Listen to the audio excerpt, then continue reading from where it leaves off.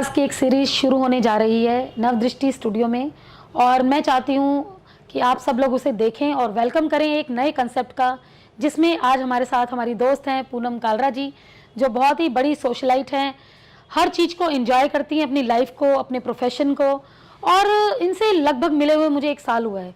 और दोस्तों, मैं आपको बताना चाहती हूँ, ये एक ऐसी पर्सनैलिटी हैं जो जीवन में मुझे प्रेरणा देती हैं और मैंने इनसे बहुत कुछ सीखा है।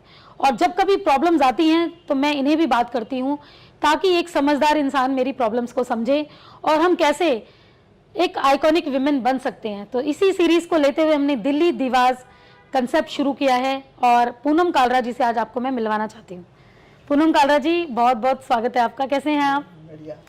होप सो आपको अच्छा लगा होगा यहाँ आकर, और आपको बिल्कुल इस बात का अंदाज़ा नहीं होगा कि हम आपसे आज क्या बातचीत करने जा रहे हैं।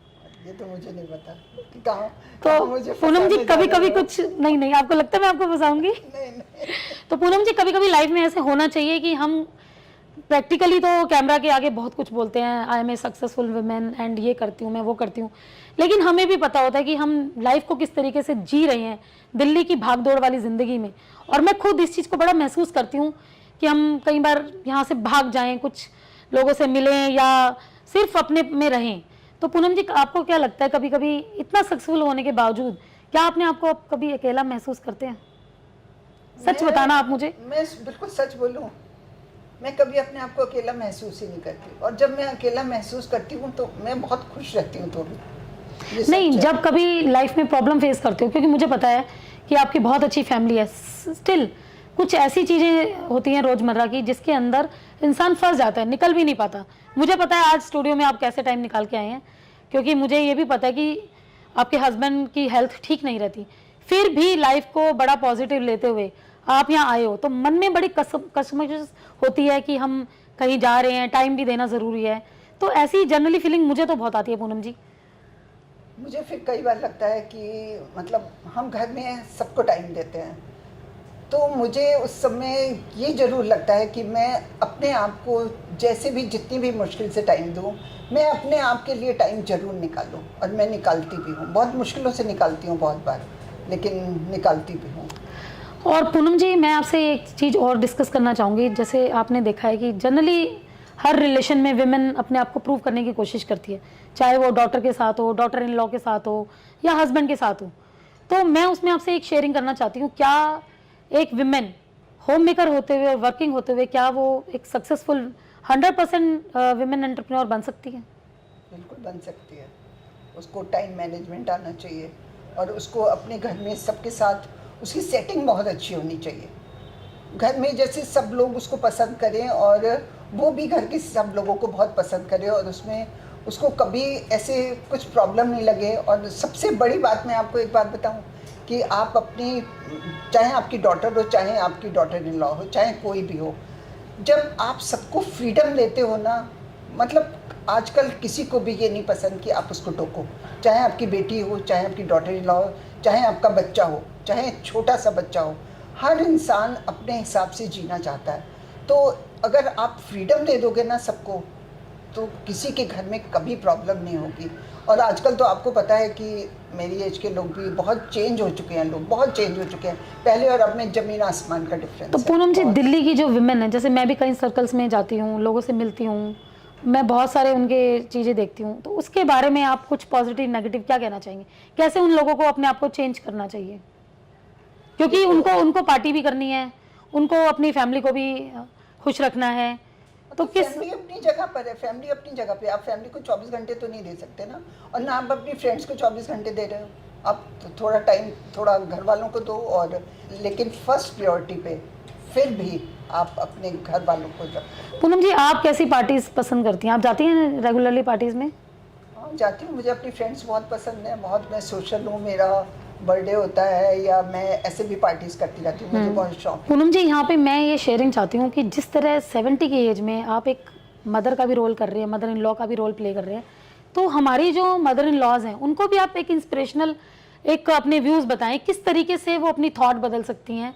और हमारी जो यंग जनरेशन है, क्योंकि आज आपको पता है इतने घर टूट रहे हैं पूनम जी, शादियाँ पहले कम होती हैं और डाइवोर्स पहले हो जाते हैं, तो उन सब का कारण मुझे जो आता है समझ, वो है कि अंडरस्टैंडिंग नहीं बन पाती।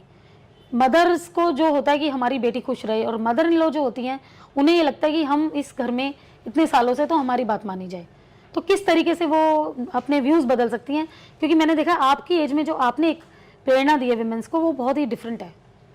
नहीं तो आप अपनी डॉटर इन लॉ को, जब आपने अपना टाइम निकाल लिया, आपकी यंग एज का टाइम निकल गया, अब जब आपकी डॉटर इन लॉ का टाइम आया या आपकी डॉटर का टाइम आया, तो आप उनको छूट दे दो, आप उनको फ्री कर दो कि वो जो भी करना चाहती हैं अपनी लाइफ में करें, यार उनको खुश रहने दो। आप भी तो खुश रहना चाहते हो, आप भी तो अपना टाइम याद करो, जब आपकी शादी हुई थी आप क्या क्या चाहते थे और आप नहीं कर पाए, और आप नहीं कर पाए तो आप सोचते हो कि आगे वो भी नहीं कर पाए। नहीं, आप उनको पूरी छूट दो, वो जो कुछ करना चाहे। आजकल हर इंसान जो है ना फ्री है, हर इंसान सब कुछ कर सकता है। अगर आपका बेटा आपकी डॉटर इन लॉ को मतलब परमिशन देता है किसी भी चीज़ को, कोई भी काम करने की, तो आपको बीच में बिल्कुल दखल अंदाजी नहीं करनी चाहिए। पूनम जी, एक बात और मैं जानना चाहूँगी, मैं जानना चाहती हूँ कि हस्बैंड वाइफ रिलेशनशिप पे आप कुछ शेयरिंग करें। मैंने ये चीज़ खुद भी महसूस की और देखा भी है कि जब हम घर को भी मेंटेन करते हैं, ऑफिस भी मेंटेन करते हैं, फिर भी स्टिल कई बार एक ऐसी चीज़ें होती हैं जिनकी वजह से जो आज की हमारी लाइफ है दिल्ली की, इतनी भागम भाग वाली है कि हम कहीं ना कहीं बैलेंस नहीं बना पाते। तो मैं उसके बारे में एक हस्बैंड वाइफ रिलेशनशिप पे भी आपके व्यूज़ चाहूँगी, किस तरीके से हम बैलेंस करके अपनी लाइफ को मेंटेन कर सकते हैं। सबसे इम्पोर्टेंट सेंटेंस है कि एक दूसरे पे विश्वास करो।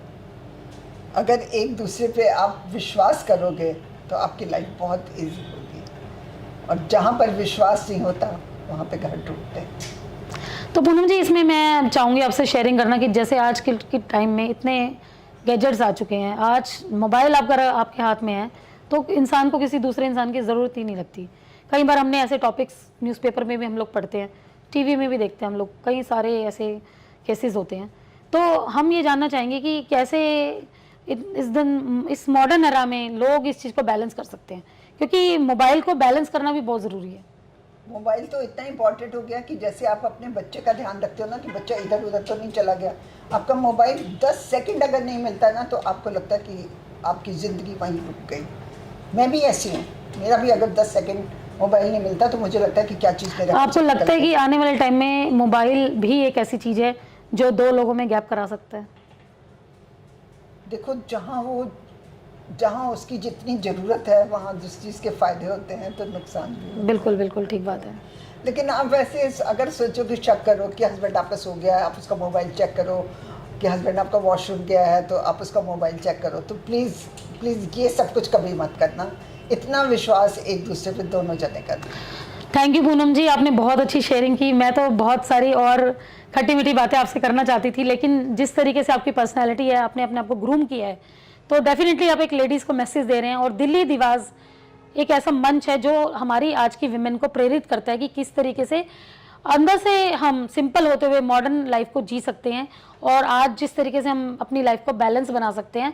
तो पूनम जी ने बहुत ही अच्छी शेयरिंग की है और एक महिलाओं के लिए प्रेरणादायक है। Thank you so much Poonam ji. और इसी की नेक्स्ट सीरीज़ में हम अगली पर्सनैलिटी को फिर से आपसे मिलवाएंगे, और हो सकता है आपको किसी पर्सनैलिटी से कुछ सीखने को मिले और किसी से कुछ आपको आइडियाज़ मिले। Thank you so much.